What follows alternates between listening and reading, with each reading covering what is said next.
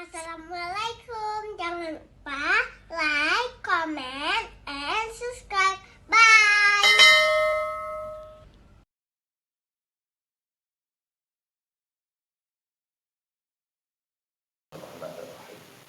Assalamualaikum warahmatullahi wabarakatuh. Alhamdulillah, alhamdulillahi rabbil alamin. Wa bihi nasta'in ala umuri dunya wa din. Asyhadu an la ilaha illallah wahdahu la syarika lah. Wa asyhadu anna Muhammadan abduhu wa rasuluh la nabiyya ba'dah. Allahumma salli wa sallim ala sayyidina Muhammadin wa ala alihi wa sahbihi ajma'in. Amma ba'du, hadirin yang dirahmati Allah Subhanahu wa taala.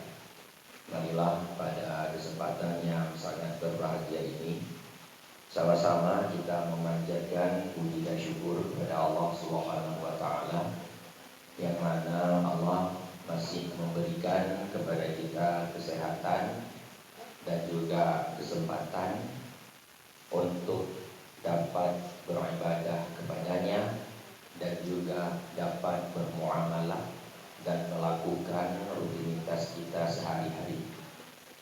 Dan juga Allah masih banyak lagi memberikan berbagai macam nikmat kepada kita, di antara lain yaitu nikmat iman, nikmat Islam, nikmat taufik, dan nikmat hidayah yang Allah berikan kepada kita semua, sehingga kita dapatlah mengerjakan amal-amal ibadah dan amal-amal kebaikan semasa kita berada di dunia yang fana ini. Dan juga selawat dan salam kita hadiahkan kepada baginda Rasulullah SAW dan juga kepada keluarga beliau dan sahabat-sahabat beliau sekalian. Dan begitu juga kepada para alim ulama, guru-guru kita semua sebagai pewaris daripada Rasulullah, dan juga sebagai lampu penerang bagi kita umat di akhir zaman ini. Makanya ada sebuah ungkapan dikatakan bahwa jikalau tidak ada ulama, sungguh manusia bagaikan binatang. Nah, ini sebuah ungkapan. Ada yang mengatakan ini hadis, ada yang mengatakan ini asar perkataan para sahabat dan tabi'in, dan ada yang mengatakan itu adalah ungkapan para ulama-ulama. Nah, maka ini sebagai besar apresiasi kita kepada para alim ulama, yang mana mereka telah menunjukkan kita kepada arah yang benar, menunjukkan kita agar kita bisa mengenal sosok Rasul dan juga mengenal Allah Subhanahu wa taala. Penghormatan kami yang pertama sekali kita aturkan kepada Bapak Ketua kita, Bapak Penguyupan Tamiang yang disingkatkan dengan Pata, dan juga kepada para sesepuh, penasehat daripada keluarga besar Pata ini, dan juga kepada panitia yang telah menyelenggarakan acara yang hebat tapi sangat-sangat sederhana. Acaranya hebat, yaitu memperingati Maulid Nabi, ya kan, hebat acaranya, tapi dengan kondisi yang sederhana. Tidak apa-apa, karena Nabi tidak meminta lebih kepada kita. Nabi hanya meminta kita untuk menjadi umatnya yang baik. Nah, lalu penghormatan selanjutnya kepada Abul Yadama, Bapak anak yatim, yaitu Tengku Marhaban, pimpinan BTRI Kampung Ciri. Ya kan? Saya kenal beliau. Itu beliau pimpinan daripada yayasan yang menampung anak-anak yatim. Beliaulah bapak anak yatim, Abu Yadama. Itu beliau. Dan juga kepada anak-anak yatim kami yang kami cintai semua. Nah, semoga kalian bisa menjadi penerang dan menjadi penerus untuk menegakkan agama Allah Subhanahu wa taala. Amin ya rabbal alamin. Dan begitu juga penghormatan kepada seluruh hadirin ibu bapak yang dirahmati Allah Subhanahu wa taala, yang tidak mengurangi sedikit pun rasa hormat kami. Jadi pada siang hari ini, ini dah siang, dah waktu jam makan. Ini kalau misalkan apa tuh tidak fokus sedikit waktu dengarnya, tidak apa-apa, maklum aja. Karena di dalam udah pada demo semua. Jadi hadirin yang dirahmati Allah Subhanahu wa taala. Jadi pada siang ini kita sedang merayakan sebuah perayaan besar, yaitu Maulid Nabi Muhammad SAW yang diselenggarakan oleh keluarga besar Paguyuban Aceh Tamiang. Dan inilah sebuah bentuk silaturahmi dan perkumpulan kita agar kita bisa selalu menegakkan ukhuwah Islamiyah sebagaimana yang disabdakan oleh Nabi SAW, al-Islamu kal jasadil wahid. Islam itu bagaikan tubuh yang satu. Kalau kakinya yang berjemekam keinjak, pasti mulutnya yang teriak. Karena mungkin kaki teriak, pasti mulutnya yang teriak sakit. Padahal yang keinjak kaki cemekamnya, tapi yang teriak mulutnya. Begitulah kekompakan yang dicontohkan oleh Rasul Sallallahu Alaihi Wasallam.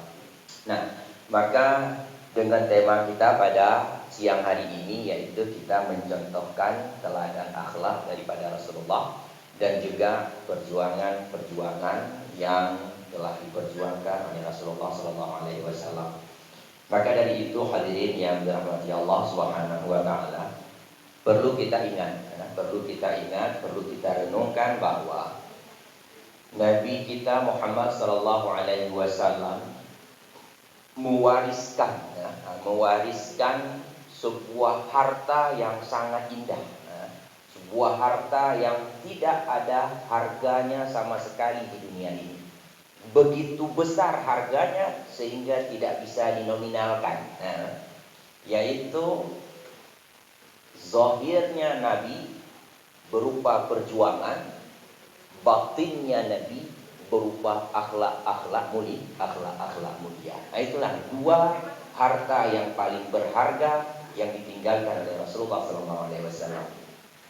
Lalu hadirin yang dirahmati Allah, kebanyakan kita sekarang ini umat Islam dari segi akhlaknya ini kurang yang dicontohkan. Makanya lebih tepat kita katakan umat Nabi Muhammad sekarang ini bukan krisis moneter, tapi krisis akhlak. Moneternya insya Allah lebih, tapi akhlaknya yang merosot. Makanya terjadilah penipuan, pengkhianatan, penganiayaan dan lain sebagainya. Kenapa? Karena harta yang ditinggalkan oleh Rasulullah tidak diamalkan. Kita cuman sering umumnya umat Islam melaksanakan perjuangan Rasulullah Sallallahu Alaihi Wasallam dari sisi zahirnya Nabi saja. Baikkah itu ibadahnya Nabi, perjuangan dalam menyebarkan agama Islam, itu yang kita terapkan. Tetapi ketika berkaitan dengan akhlak, kadang-kadang kita yang lagi mensyiarkan, kita yang lagi mendakwahkan ajaran yang Nabi Muhammad sampaikan, lalu kita sendiri yang kurang akhlaknya. Ini kebanyakan kita manusia sekarang memang begitu. Lalu apa saja yang diperjuangkan oleh Rasulullah Sallallahu Alaihi Wasallam? Di antara lain yang Nabi perjuangkan adalah hak kaum perempuan. hak kaum ibu-ibu. Nah, ini ibu-ibu harus banyak-banyak selawat kepada Nabi. Nah, karena kenapa? Karena dengan adanya Nabi, hak kaum ibu-ibu terjaga. Nah, makanya dulu bahkan sebagaimana yang kita maklumi, kaum ibu-ibu di zaman jahiliyah tidak ada harganya. Nyawa seorang ibu-ibu itu bagaikan bagaikan nyawa orang di di Suriah yang ibu-ibu sekarang ini Pak? Israel, Palestina. Begitulah harga nyawanya. Kalau kita sekarang ini cuman harga seorang seharga peluru. Harga sekarang. Di zaman jahiliyah begitulah harga nyawa seorang ibu-ibu, seorang kaum perempuan. Ditindas, dibunuh hidup-hidup, dikuburkan hidup-hidup. Termasuk hadirin yang dirahmati Allah, Sayyidina Umar, termasuk sahabat Nabi yang paling tegas yang dikenal dengan Al-Faruq. Beliau adalah salah seorang ayah yang tega menguburkan anaknya hidup-hidup. Nah, itu beliau. Nah, itu sebelum beliau masuk ke dalam agama Islam. Nah, maka hadirin yang dirahmati Allah, sekarang ini kita lihat kaum ibu-ibu. Ini ibu dulu nih Bu. Jangan tersinggung nanti Bu ya. Nanti bapak-bapak lagi. Jadi ibu-ibu sekarang di zaman sekarang ini tidak lagi memperjuangkan hak mereka. Padahal Nabi sudah memperjuangkan dulu. Tetapi di zaman kita sekarang banyak ibu-ibu kita, kaum perempuan yang tidak lagi mengindahkan hak mereka. Bahkan mereka sendiri yang melecehkan hak-hak mereka. Karena kenapa? Karena mereka tidak lagi mengatur kehidupannya dari sisi kehidupan agama Islam. Banyak kaum ibu-ibu yang membuka auratnya. Banyak kaum ibu-ibu yang pergi sana sini tanpa peduli apakah itu pakaiannya layak ataupun pakaiannya tidak layak. Padahal Ibu, dalam Islam ibu-ibu itu diibaratkan bagaikan intan permata yang paling berharga. Intan permata yang paling berharga. Yang mana intan permata itu disimpan di sebuah gedung yang amat istimewa dan dijaga ketat oleh para pengawal. Lalu intan permata itu diletakkan di sebuah lemari besi yang diberikan kode-kode berbagai macam. Supaya apa? Supaya jangan terlihat dan tersentuh oleh tangan-tangan yang tidak bertanggung jawab. Ini filosofis tentang ibu-ibu. Maka dari itu kalau kita lihat zaman sekarang ini, ibu-ibu tidak lagi memperdulikan hak mereka sendiri. Akhirnya mereka akhirnya mereka sudah memperlakukan diri mereka bagaikan sampah yang berserakan di jalan-jalan. Ini sungguh sangat kita sayangkan. Perjuangan Rasul sudah kita sia-siakan. Rasul memperjuangkan hak kita. Lalu kita di zaman sekarang menyia-nyiakan hak tersebut. Sehingga kita berbuat sesuatu yang tidak lagi sejalan dengan apa yang Rasul perjuangkan. Ini perlu diperhatikan Ibu-ibu. Dan begitu juga ini dalam media sosial. Banyak sekali kita lihat ibu-ibu yang eksis. Pergi ke sana, pergi ke sini, selfie sekali, masuk ke Facebook, masuk ke Instagram dan lain sebagainya. Tanpa peduli, tanpa peduli pakaiannya entah gimana, pokoknya tetap eksis. Akhirnya ketika dia meninggal dunia, maka semua orang melihat kondisinya di Facebook dan dia akan mendapatkan ganjaran siksaan. Nah, coba kita bandingkan. Ini kita lupakan. Nah, karena kenapa? Karena kita memperlihatkan tubuh kita di media sosial. Walaupun yang kita nampakkan bukanlah aurat, tapi bungkusan aurat. Tetap saja itu mengundang syahwat orang yang melihat.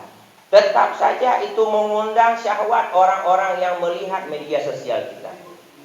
Dan akan mengakibatkan dosa.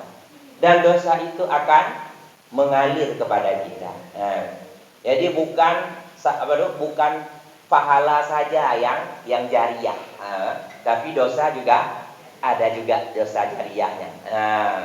Jadi ini perlu diperhatikan ibu-ibu supaya kita jangan menyia-nyiakan perjuangan Rasulullah. Sebagaimana tema kita pada siang hari ini, yaitu kita melihat dan meneladani perjuangan Rasulullah. Jadi lebih tepatnya menghargai perjuangan Rasulullah. Bukan teladani saja, tapi menghargai lagi tambahannya. Nah, jadi banyak kita yang tidak lagi menghargai perjuangan Rasulullah.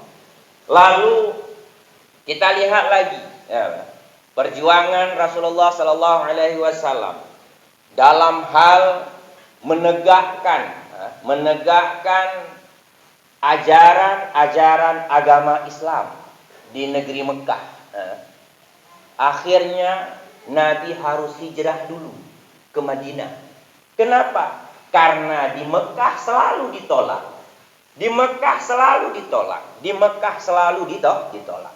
Akhirnya Nabi hijrah lagi ke Madinah. Bagaimana perjuangan Nabi? Seketika Nabi berangkat dari Mekah menggunakan unta, menggunakan kaki ke Madinah. Bagi yang kita sudah menunaikan ibadah haji, kita naik bus dari Mekah ke Madinah. Kira-kira kebas enggak Pak? Ini pantat kita kebas enggak? Duduk mobil kebas. Coba bayangkan perjuangan Nabi. Ketika Nabi pindah dari Mekah ke Madinah, duduk unta, enggak ada spornya. Tidak ada spornya, tulang unta Nabi duduki. Coba bayangkan bagaimana kebasnya pantat Rasulullah Sallallahu Alaihi Wasallam. Kita saja yang duduk mobil harus ngeluh dulu. Lalu coba lihat Rasulullah, bagaimana perjuangannya. Adakah Nabi mengeluh? Tidak. Kenapa? Karena Nabi sayang kepada kita semua. Lalu kita untuk pergi jamaah saja ke masjid mengadu. Padahal dia dekat sama masjid. Rumahnya sama masjid sebelahan. Lalu dia ngeluh. Nggak mau ke masjid ngeluh. Alasannya panas. Alasannya kurang enak imam. Alasannya ini itu entah apa alasannya. Yang penting masjid, ke masjid enggak usah. Lalu ada yang parah lagi, Pak. Ada yang lebih parah lagi. Rasul memperjuangkan syiar dengan cara mengumandangkan azan. Disuruh Bilal untuk mengumandangkan azan agar orang-orang bisa mendengar suara azan dan menunaikan salat. Tetapi ada sebahagian kita sekarang ini, perjuangan Rasulullah itu kita abaikan. Ada sebahagian warga yang mana mereka duduk bersebelahan dengan masjid, maka mereka memprotes kepada panitia masjid, tolong mic-nya dikecilin, keganggu anak saya sekolah. Itu model. Jadi kalau kita bilang maaf, pantaskah dia mengakui seorang umat Nabi Muhammad? Rasanya kurang pantas, bukan tidak pantas, kurang pantas. Malulah kita sedikit dengan apa yang diperjuangkan Rasul dan apa yang kita kerjakan sekarang ini. Itu banyak kejadiannya. Corong mic-nya disuruh pindah, jangan ke arah rumahnya. Macam-macam kondisi masyarakat kita sekarang ini. Nah, ini semuanya kita mengabaikan perjuangan Rasulullah Sallallahu Alaihi Wasallam. Lalu hadirin yang dirahmati Allah Subhanahu Wa Taala. Ya. Lalu hadirin yang dirahmati Allah Subhanahu Wa Taala. Ini kita berbicara tentang perjuangan dulu. Nah, lalu kita berbicara tentang akhlak. Nah, karena waktu singkat nggak mungkin kita jelaskan semua perjuangan Nabi. Cukup yang detail-detail saja yang ada di masyarakat. Nah, lalu kita kembali kepada akhlak Nabi. Maka Nabi sendiri mengatakan di dalam hadisnya, innama bu'istu liutammima makarimal akhlak. Aku ini diutus untuk menyempurnakan akhlak manusia. Nah, apakah manusia di zaman dulu itu bodoh-bodoh? Enggak bodoh orang itu. Pandai-pandai orang itu. Orang zaman jahiliyah itu bukan orang bodoh. Nah, mereka itu orang pandai. Nah, lalu kenapa mereka disebut dengan jahiliyah? Nah, kenapa mereka disebut dengan orang-orang jahiliyah? Karena mereka banyak mengabaikan aturan-aturan agama. Karena mereka tidak lagi berakhlak dengan akhlak para rasul-rasul terdahulu. Nah, karena sebab itu dinamakanlah mereka dengan kaum jahiliyah, orang-orang bodoh. Nah, padahal mereka bukan orang bodoh kenyataannya. Memang orang-orang pandai. Sama macam kita sekarang ini, Pak. Nah, kita ini orang pandai semua. Orang terdidik semuanya. Tapi karena kita tidak menselaraskan kehidupan kita dengan aturan agama dan akhlak kita tidak kita contoh daripada Rasulullah Sallallahu Alaihi Wasallam, maka kondisi kita dengan kondisi dulu sama saja. Walaupun dunia sudah modern, tapi tetap orangnya jahiliyah masih. Ini saya berbicara bukan untuk bapak-bapak semua, tapi kita semua. Karena kita semua mengakui diri sebagai umat Rasulullah Sallallahu Alaihi Wasallam. Ini kita semua. Nah, jangan nanti ibu-ibu mengatakan itu Ustaz bicara untuk kita tuh. Enggak, semua. Siapa yang mengakui diri sebagai umat Rasulullah, maka semuanya masuk. Termasuk orang yang bicara masuk juga. Enggak keluar juga, ya kan? Kan tidak mungkin saya keluar. Kalau saya keluar di sana lah. Kamu di sini. Jadi gitu. Jadi hadirin yang dirahmati Allah Subhanahu Wa Taala. Maka dari sisi akhlak Nabi Sallallahu Alaihi Wasallam ini sungguh sudah tidak kita amalkan lagi. Contoh kita katakan. Akhlak Nabi Sallallahu Alaihi Wasallam, Nabi tidak pernah mengeluh. Tidak pernah mengeluh. Nabi selalu dalam kondisi ridha. Dalam kondisi ridha terhadap apa yang dia hadapi. Apakah itu yang dia hadapi berupa nikmat, ataupun yang dia hadapi itu berupa musibah, ataupun yang dia hadapi itu berupa penganiayaan. Termasuk penganiayaan daripada pamannya sendiri. Siapa paman Nabi, nak? Paman Nabi siapa? Siapa? Paman Nabi yang menganiaya Nabi siapa? Abu Jahal. Bukan Abu Jahal, itu kawannya, konco. Itu konconya. Pamannya siapa? Abu Lahab. Nama aslinya siapa? Oh, ini tidak dapat amplop nanti. Siapa, nak? Siapa nama asli Abu Lahab? Enggak tahu. Nama aslinya Abdul Uzza.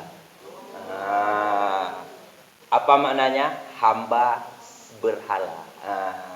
Uzza itu nama salah satu berhala besar yang ada pada waktu itu. Makanya namanya Abdul Uzza. Itu nama siapa? Abu Lahab. Nama konconya Abu Jahal. Nama aslinya siapa? Ini dah 2 amplop kurang nih. Jatahnya dapat 3 amplop nih. Karena nak tahu udah 2 kurang, tinggal 1. Namanya Umar. Karena pada masa itu Umar ada 2. Umar yang menentang Rasulullah. Umar bin Khattab 1, Umar Abu Jahal 1. Maka Rasul memohon kepada Allah agar salah seorang daripada kedua Umar itu masuk ke dalam Islam. Maka Allah memberikan hidayah kepada Sayyidina Umar bin Khattab untuk masuk Islam. Maka tinggallah Umar yang berlakab Abu Jahal. Dah kan? Itu simak baik-baik tu. Dah kurang 2 amplop. Nanti kurang 1 lagi. Nah, habis. Jadi hadirin sidang jemaah yang dirahmati Allah Subhanahu wa taala. Maka Nabi tadi tidak pernah mengeluh beliau. Abu Lahab menganiaya Rasul. Bahkan ketika Nabi pergi untuk berdakwah, jalan yang dilalui oleh Rasulullah dibuat ranjau oleh Abu Lahab. Nah, dibuat ranjau dan di ujung ranjau itu diletakkan racun. Agar ketika ranjau itu mengenai tubuh Rasul, maka Rasul akan meninggal dunia. Begitu liciknya Abu Lahab. Padahal pamannya sendiri. Ini berarti kalau kita ada paman ataupun keluarga yang musuh sama kita, berarti dari dulu udah ada. Nggak usah pusing kita. Kan mungkin ada kan nanti saudara kita yang kurang senang sama kita, saudara kita yang benci sama kita, yang marah sama kita, dan lain-lain. Itu nggak usah ambil pusing. Udah ada contoh dulu. Keluarga juga yang musuh, yaitu Abu Lahab. Nah, bahkan Ibu hadirin yang dirahmati Allah, istri Abu Lahab itu juga masuk dalam hal membenci Rasulullah. Kalungnya, dalam tafsir dikatakan kalungnya daripada intan pada masa itu yang dipakai oleh istri Abu Lahab dijualnya khusus untuk beli racun untuk racuni Rasulullah. Begitu kompak orang dulu. Abu Lahab sama istrinya. Makanya Allah menurunkan satu surat khusus untuk keluarga mereka yang namanya surat Al-Lahab. Karena dari situ wamra'atuhu dan istrinya Abu Lahab hammalatal hatab. Mereka semua dijadikan bahan bakar api neraka. Istrinya juga kena. Jadi begitulah mereka konco dalam menganiaya Rasulullah sallallahu alaihi wasallam. Tapi Rasul tidak pernah mengeluh. Ketika jalannya terhambat oleh ranjau, maka Rasul pindah jalan. Lalu Abu Lahab tahu, maka ranjaunya itu dipindahkan lagi, dilebarkan lagi ranjaunya. Rasul tahu, pindah lagi. Pindah cari jalan lain. Bukan Rasul berhenti, tapi Rasul pindah jalan lain. Begitulah Rasul tidak pernah mengeluh terhadap tantangan dalam kehidupannya. Nah, lalu itu adakah kita terapkan? Itu akhlak. Akhlak yang ada dalam diri Rasulullah. Tidak pernah mengeluh. Dan bagaimana sikap kita sebagai umat beliau di zaman sekarang ini? Apakah kita tahan agar tidak mengeluh terhadap tantangan-tantangan dalam kehidupan? Nah, kalau kita tidak mau ada tantangan dalam kehidupan, mending ke Balikpapan aja.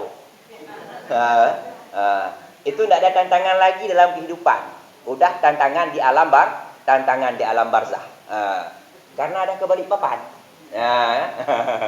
Nah, itu dia. Itu kalau kita tidak mau ada tantangan dalam kehidupan. Semua kita memiliki tantangan. Cuman itulah akhlak kita dalam menghadapi tantangan itu bagaimana. Apakah kita ngeluh? Apakah kita itu kecewa? ataupun lain-lain. Berarti kalau kita memiliki keluhan, memiliki kekecewaan, berarti kita belum mengamalkan akhlak Rasulullah sallallahu alaihi wasallam. Bahkan hadirin yang dirahmati Allah, Nabi sering sekali beliau dalam kondisi kelaparan. Ya. Sering sekali Nabi berada dalam kondisi kelaparan. Sehingga dalam sebuah riwayat dikatakan bahwa kulit perut Nabi dengan tulang belakang. Kulit perut dengan tulang belakang sudah dempet. Begitulah kondisi Rasulullah. Tapi Rasul tidak pernah mengeluh.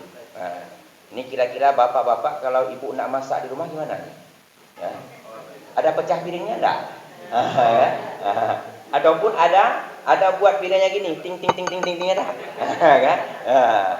Jadi itulah Nabi tidak pernah mengeluh. Bahkan Nabi pernah pulang. Ketika beliau pulang dari masjid di waktu duha, Nabi bertanya kepada istri beliau, "Wahai Aisyah, adakah makanan di rumah?" Maka Aisyah mengatakan, "Tidak ada makanan hari ini ya Rasul." Maka Nabi langsung berkata, "Kalau begitu aku puasa saja." Nah, kita bapak-bapak gimana nih? Ada yang gitu? Insya Allah ada semua kan? Ada semua. Waktu pulang kira-kira ibu nak masak, udahlah bu, kita puasa aja. Tidak ada yang merepet. Jadi begitu. Nah, jadi itulah akhlak Rasulullah. Bahkan hadirin yang dirahmati Allah, ketika Rasulullah sallallahu alaihi wasallam menjelang wafatnya, Rasul juga dalam kondisi lapar. Menjelang wafat dalam kondisi lapar.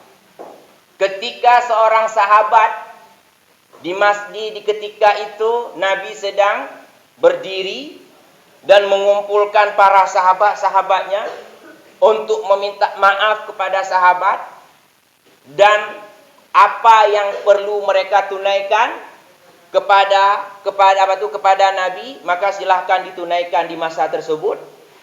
Dan apabila mereka ingin menuntut hak dari Nabi, maka Nabi juga akan memberikan pada saat itu. Lalu ada seorang sahabat yang namanya Uqasyah, nama beliau. Jadi beliau mengatakan kepada Nabi, "Ya Rasul, aku ada tuntutan kepadamu," kata beliau. "Apa tuntutanmu Uqasyah?" kata Nabi. Aku ingin mengkisas Anda ya Rasul. Dulu Anda pernah mencambukku di dalam sebuah peperangan. Maka sekarang aku meminta izin untuk cambuk kembali Anda di sini sebagai kisas. Maka apa jawab Rasul? "Wahai Uqasyah, kemarilah, cambuklah aku," kata Nabi. Lalu kata Uqasyah, "Engkau mencambukku dengan cambukmu." Maka Rasul mengatakan, "Ali, tolong pulang ke rumah, ambil cambuk itu." Nah, ketika Sayyidina Ali pulang, lalu Sayyidina Ali mengatakan kepada Siti Fatimah untuk mengambil cambuk, maka Siti Fatimah bertanya, dijelaskan oleh Sayyidina Ali, maka kata Siti Fatimah, "Jangan cambuk ayahku." Nah, kata beliau, "Jangan cambuk ayahku. Cambuk aku saja." Itu kata beliau. Nah, jadi singkat cerita nih, ini saya tidak bisa lama-lama cerita nih, nangis saya sedih, sedih saya, sedih saya cerita nih. Jadi singkat cerita terus, tidak usah cerita detailnya, nanti nangis kita semua sini. Termasuk saya juga nangis nanti ini. Ini dah mulai terharu nih saya nih cerita tuh. Nah, kan? Jadi di akhir ceritanya, Uqasyah tersebut, beliau bukan ingin mencambuk Nabi. Akan tetapi beliau ingin mencium dadanya Rasulullah. Jadi ketika Nabi membuka bajunya karena permintaan Uqasyah tadi, maka para sahabat semuanya menangis. Kenapa? Karena di perut Nabi terlilit sebuah kain putih yang berisi bebatuan. Nah, bebatuan terisi semua diikat di perut Nabi. Itu petanda bahwa Nabi dalam kondisi tidak kenyang. Sehingga Uqasyah setelah itu beliau melempar cambuk dan memeluk dada Nabi dan mencium dada Nabi. Lalu Nabi mengatakan kepada sahabatnya, apakah kalian ingin tahu siapa ahli surga? Maka para sahabat mengatakan, Allah dan Rasulullah yang lebih tahu. Maka dialah orang yang akan bersamaku di dalam surga. Jadi akhirnya para sahabat semuanya mendapatkan jatah jamaah yang hadir di sana. Nah, itu sikap Nabi, tidak pernah mengeluh. Rasul tidak pernah mengeluh, sedikit pun tidak pernah mengeluh. Nah, itulah akhlak yang perlu kita contoh daripada Rasul. Semua kita memiliki tantangan dalam kehidupan dan memiliki masalah dalam kehidupan. Tidak ada yang tidak ada masalah. Ya. Kalau misalkan kalau misalkan kita mau tidak dapat masalah, kalau bukan ke Balikpapan ada satu lagi, yaitu ke RSJ. Nah, di situ tidak ada masalah. Semua masalah tuntas sampai di sana. RSJ. Ke situ. Itu dia. Maka hadirin yang dirahmati Allah, ini penting sekali bagi kita untuk mencontoh akhlak Nabi agar kita jangan mengeluh dalam kehidupan ini. Karena keluhan kita cuma sementara. Keluhan kita cuma sebatas di dunia saja. Nah, kalau kita bersabar, maka ganjarannya pahala yang amat besar di yaumil qiyamah. Nah, lalu hadirin yang dirahmati Allah, kita lihat lagi akhlak Nabi, akhlak Rasulullah yang perlu kita teladani, yang perlu kita amalkan dalam kehidupan kita sehari-hari, yaitu cara Nabi bergaul dengan manusia. Nabi bergaul dengan manusia tidak pandang bulu, tidak pandang kasta, tidak pandang status sosial. Semuanya Nabi kawan, semuanya Nabi sapa. Bahkan sebelum sahabat mengangkat tangan memberikan salam, sudah duluan Nabi memberikan salam. Begitulah pergaulan Rasulullah. Nabi tidak pernah mengelompok-kelompokkan sahabatnya. Sama saja di mata Rasulullah. Walaupun kadang-kadang sahabat yang 4 itu Sayyidina Umar, Sayyidina Abu Bakar, Umar, Utsman, Ali itu lebih. Tetapi ketika duduk dalam majlis Rasulullah sallallahu alaihi wasallam, mereka setara semua dalam pandangan Rasulullah sallallahu alaihi wasallam. Rasul tidak pernah memuji-muji, tidak pernah memuji seorang sahabat ketika dalam kelompok ramai. Sama di mata Rasulullah. Lalu hadirin yang dirahmati Allah, apakah akhlak tersebut ada kita amalkan sekarang? Tidak. Kita justru mengelompokkan diri dalam hal bergaul. Kita ini kelompok orang elit, maka berkawanlah sama yang elit-elit. Nah, kita ini kelompok kelompok orang-orang yang kaya, maka bergaullah dengan yang kaya-kaya. Ini kelompok yang pandai-pandai, bergaul dengan yang pandai-pandai.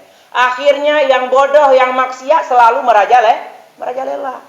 Kenapa? Karena mereka tidak ada yang merangkulnya. Tidak ada yang mengajak mereka untuk kembali kepada jalan yang benar.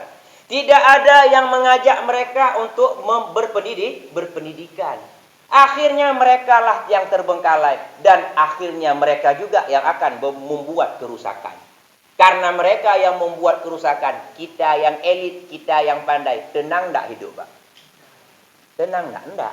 Karena kenapa? Samping rumah kita ngejoget keyboard. Kita mau tidur tidak bisa tidur. Kenapa? Karena mereka tidak memiliki pendidikan dan etika. Disebabkan kita tidak merangkul mereka untuk menjalin hidup bersama-sama. Kita mengelompokkan kehidupan. Lalu kenapa di zaman Rasulullah hidupnya sama? Nah, karena Rasul sikapnya merangkul semuanya. Gaul Nabi tidak pandang bulu, tidak pandang kasta. Semuanya Nabi gaulkan. Nabi rangkul semuanya. Agar kenapa? Agar kerusakan tidak terjadi. Ya. Yang bodoh dikasih ilmu. Yang tidak ada adabnya dikasih adab, dikasih pendidikan adab. Yang Yang suka membuat onar, yang suka membuat onar diajak oleh Rasul hidup bersamanya. Seperti ini, Pak. Dah lupa saya nama beliau. Sahabat Nabi juga, beliau dikenal dengan nama Abu Nawas. Abu Nawas di zaman Rasulullah. Itu memang bandel itu sahabat itu. Tapi Rasul tidak pernah marah kepada beliau. Bahkan pada suatu hari, sahabat tersebut pernah menjual unta daripada tamu Nabi dari Habsyah. Jadi kebetulan hari itu, sahabat itu, tamu Nabi dari Habsyah datang berkunjung kepada Rasul, tamu kerajaan. Lalu karena ditengok sama dia, untanya itu sangat gemuk, diambillah unta, dibawa ke pasar. Dibawa ke pasar unta tersebut, habis disembeli, dibelah dua. Sebelah dijualnya, sebelah dipanggang. Sebelah lagi dipanggang. Lalu dibawa balik ke rumah Rasulullah untuk dihidangkan kepada tamu-tamunya. Jadi pas keluar Nabi, ditengoklah unta tamunya tidak ada lagi. Pasti ini kerjanya nih. Dipanggil sama Rasulullah, lari dia. Lari dia masuk ke lubang tanah dia masuk. Karena siapapun yang berjumpa Nabi, mereka tidak pernah berbohong. Karena Nabi mengajarkan, kamu bisa berbuat apa saja, asal jangan berbohong. Akhirnya semua sahabat takut berbohong, dia akan berbuat yang jujur, akan berbuat yang benar-benar. Itu yang diajarkan Rasul. Kamu mau buat apa, silahkan buat. Asalkan jangan bohong. Jadi semua sahabat yang ditanyakan semuanya menjawab benar. Di sana. Akhirnya ditemukanlah dia sama Rasul. Lalu pas ditanya sama Rasul, kenapa engkau potong sembelih hewan unta tamuku, kata Nabi. Dia menjawab, ya Rasul, engkau kan pernah berkata, beriman dengan hari kiamat, tidak beriman seorang dengan hari kiamat, dengan Allah dan dengan hari kiamat sebelum dia memuliakan tamu. Kan kau pernah berkata demikian. Maka aku ingin termasuk orang yang beriman yang memuliakan tamu. Lalu aku tidak ada uang untuk untuk memuliakan tamu. Maka aku lihat unta itu bagus sekali, makanya ku jual.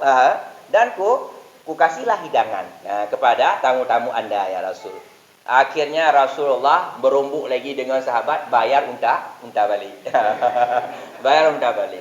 Tapi tamu Rasulullah itu karena tamu kerajaan, akhirnya uang tersebut, uang ganti rugi dikasih balik kepada Rasulullah sallallahu alaihi wasallam. Karena akhlak Rasul yang sangat mulia. Padahal yang berbuat kerusakan pengikutnya, tapi yang korban bosnya. Ada enggak Pak bos-bos kita gitu, Pak? Enggak ada.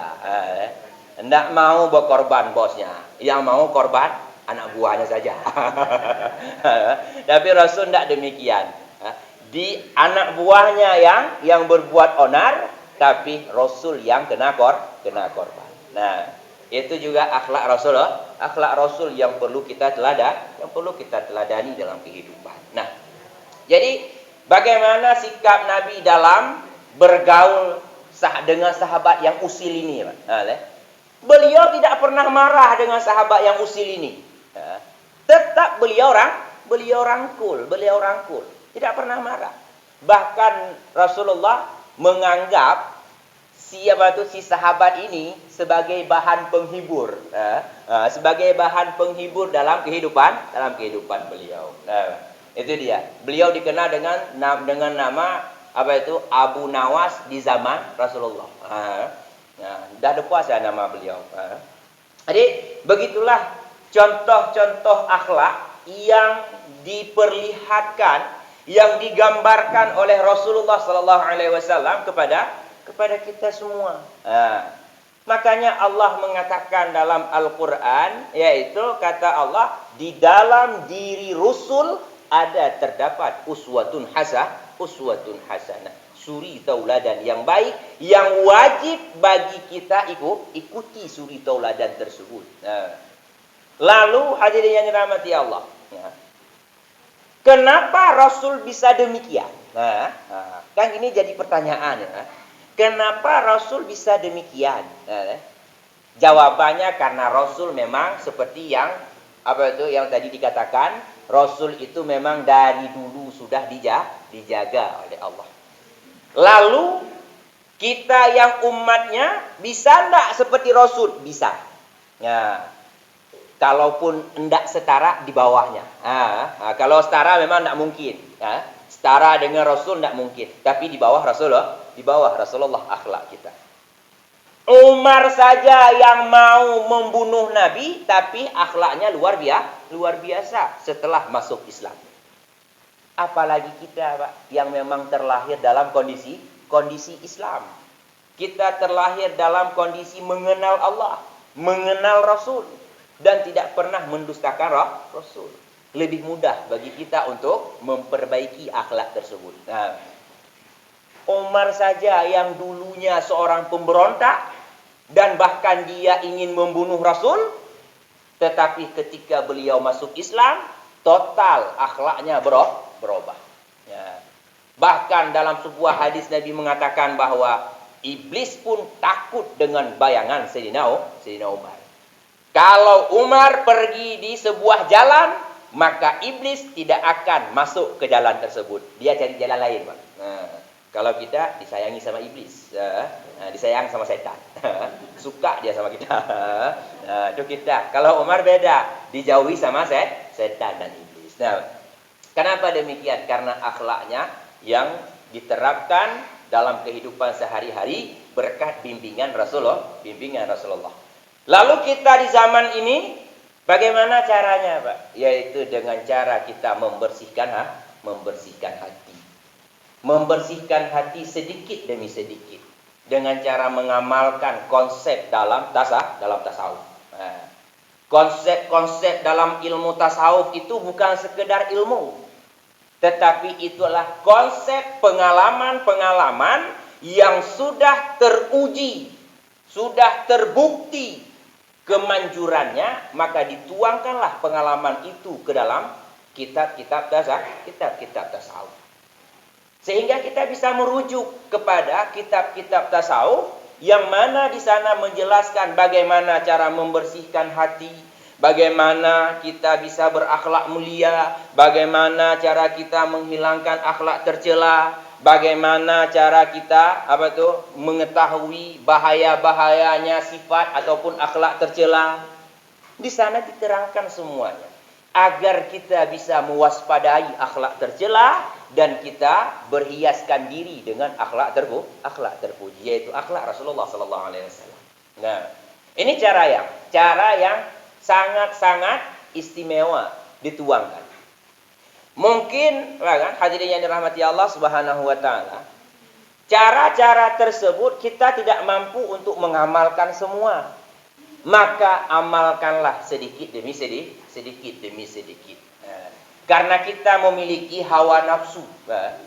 Hawa nafsu itu adalah sebuah pendorong di dalam diri kita agar kita berbuat durhaka kepada Allah.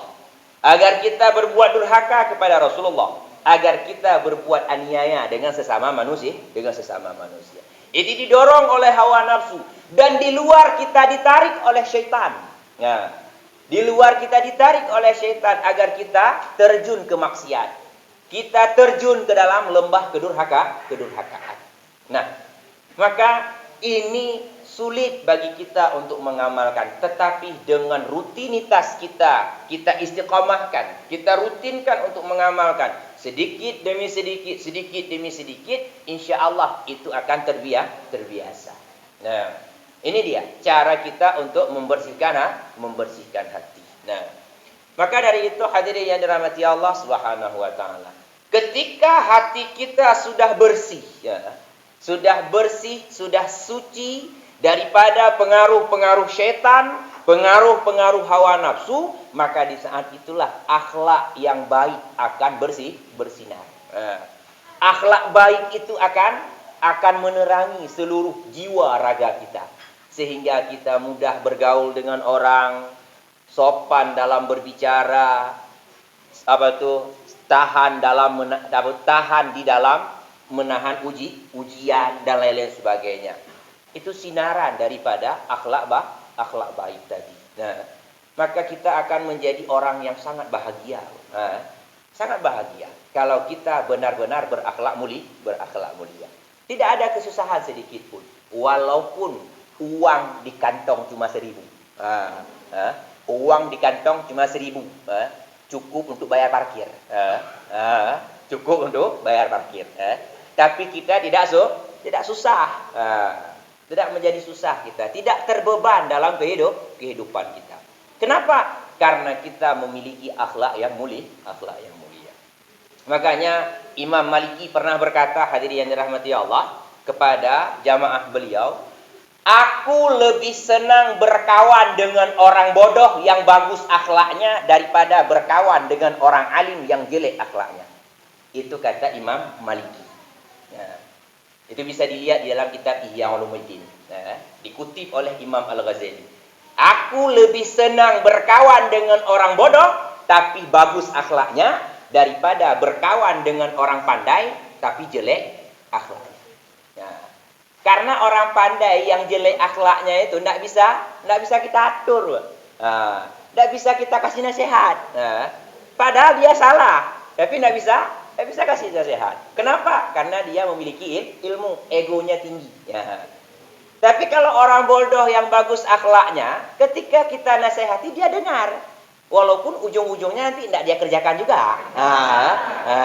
Tapi setidaknya dia dengar lah. Dia dengar apa yang kita ngomong. Tidak langsung bantah. Jadi walaupun ujung-ujungnya nanti tidak amalkan juga dia. Jadi gitulah kira-kira. Itu kata Imam Malik. Begitu pentingnya akhlak kita dalam kehidupan ini. Ketika kita bagus akhlaknya, maka yang mendoakan kita bukan manusia saja, hadirin. Tetapi seluruhnya akan mendoakan kita. Manusia mendoakan kita dengan kebaikan. Lalu malaikat mendoakan kita dengan kebaikan. Ikan di laut mendoakan kita dengan kebaikan. Hewan-hewan di gunung juga mendoakan kita semuanya. Kalau kita berakhlak mulia. Makanya orang yang didoakan itu kan orang yang paling senang hidupnya di dunia. Dia tidak susah. Mau ini udah diantar sama orang. Karena lihat kondisinya kita sudah senang. Sudah senang lihat kondisinya. Karena senang maka kita diberikan apa yang kita hajatkan. Maka dari itu hadirin yang dirahmati Allah, inilah segelumit perjuangan Nabi dan akhlak Nabi yang perlu sangat kita teladani dalam kehidupan. Jangan kita membuat perayaan Maulid yang besar-besar tapi kita tidak mengikuti jejak Nabi. Jadi dua-dua kita ikuti. Perjuangan Nabi membuat Maulid besar-besaran sebagai bentuk syiar, dan untuk mendidik generasi muda agar mengenal siapa Rasulullah. Itu syiar perjuangan Nabi. Lalu jangan maulidnya saja, tapi akhlak Nabi juga kita pedomani. Kita terapkan sedikit demi sedikit dalam kehidupan kita. Ini banyak lah di antara kita. Ini khususnya di Aceh dulu nih. Khususnya di Aceh nih. Bukan Aceh Keming, mungkin di Keming orangnya saleh-saleh semua. Amin. Karena gini ya Pak. Karena ada keluarga saya juga, adik mamak saya, dia ada istri. Ayah istrinya orang Tamiang, orang mayat pahit. Ayah istrinya itu orang mayat pahit. Maka beliau digelar di sana di kampung Abu Pahit dikenal. Karena beliau berasal dari mayat pahit. Jadi makanya saya katakan orang Tembing saleh-saleh semua. Karena beliau saleh orangnya. Ini di sini saya katakan, di sini. Orang pergi ke Maulid siap asar. Habis makan azan maghrib pulang. Menasahnya kosong juga. Itu model yang tidak perlu diikuti itu. Itu contoh-contoh yang tidak baik. Untuk apa kita peringatkan Maulid Nabi sallallahu alaihi wasallam? Sedangkan apa yang Nabi ajarkan kita tinggalkan.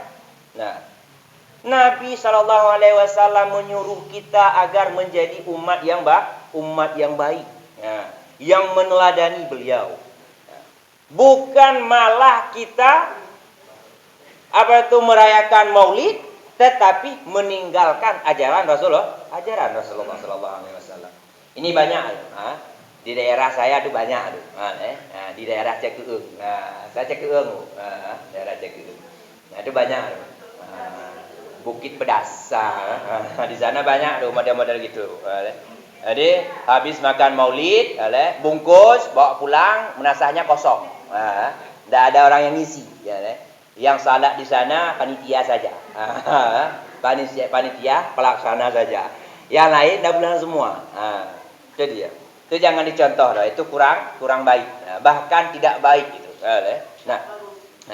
Jadi hadirin yang dirahmati Allah Subhanahu wa taala, inilah yang perlu bagi kita untuk menerapkan dalam kehidupan. Itu cuma segelumit saja. Semoga yang segelumit ini menjadi bermanfaat bagi pribadi saya sendiri dan bagi jamaah sekalian dalam hal menjalani kehidupan sehari-hari, baik dalam mengamalkan akhlak Nabi dan juga mengamalkan, mengindahkan perjuangan Rasulullah sallallahu alaihi wasallam terhadap kita umatnya, karena beliau sangat cinta dan sangat sayang kepada kita umat.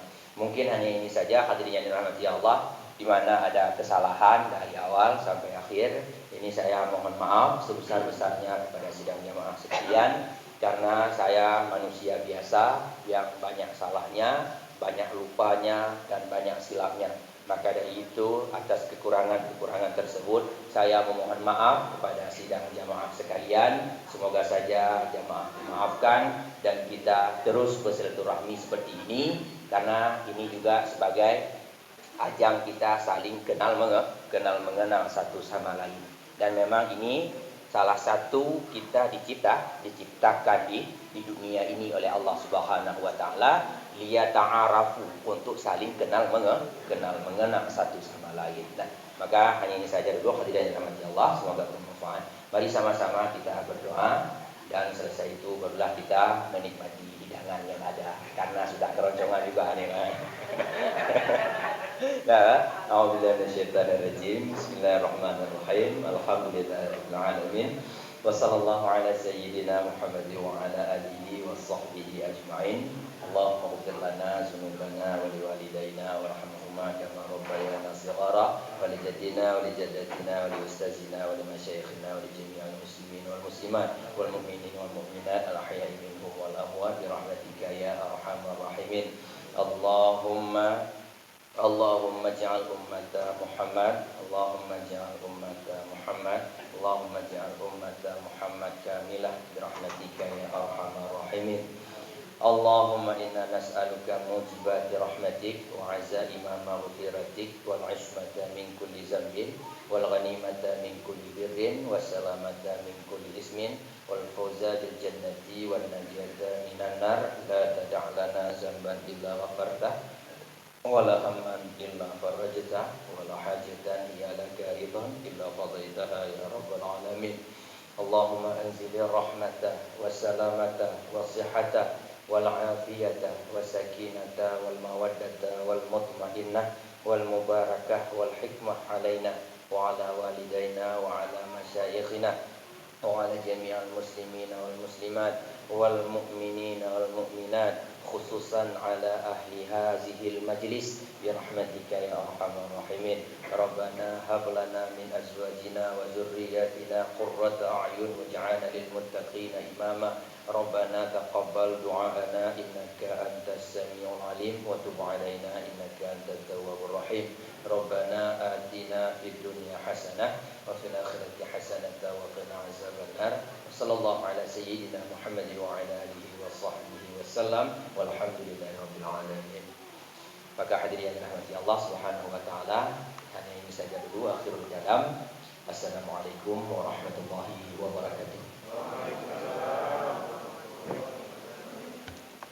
Terima kasih.